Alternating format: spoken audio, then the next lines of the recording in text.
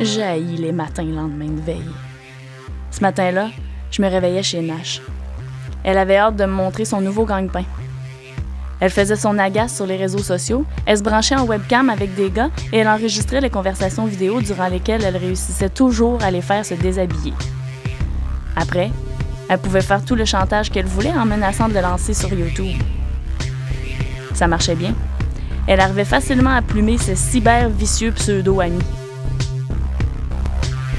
Mais on avait d'autres projets cette journée-là. Ça a commencé quand Mel est arrivée. Son gagne-pain à elle, c'était de faire du repérage de statuts Facebook annonçant que quelqu'un laissait son appartement vide le temps d'un voyage. Puis nous autres, on n'avait pas besoin de plus d'informations pour se payer un petit cambriolage de routine. Chacune sa magouille. On était devenus une véritable organisation criminelle. On vivait juste au présent, totalement inconsciente des possibles répercussions dans l'avenir. On achetait les adresses de nos victimes à l'ami d'un pseudo-ami. Il suffisait de regarder les connaissances en commun qu'on avait. Un trip à Chicago avec mes colocs jusqu'au 17 juin. Cherche-moi pas, pour un mois, m'en va à Cuba. Tout le monde fait ça.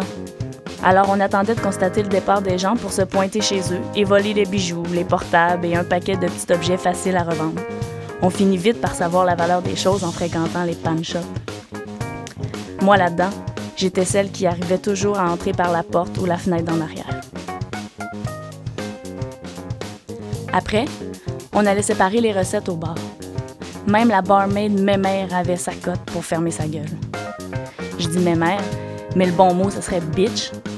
Cette journée-là, elle avait décidé de nous montrer des photos que Blanc avait mises sur son profil où elle posait avec des vedettes.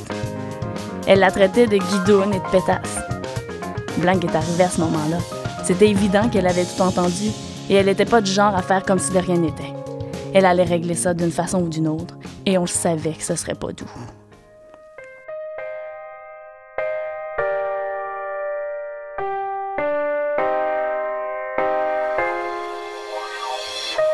Blanc, c'était notre chef. Blanc se laissait pas marcher ses pieds.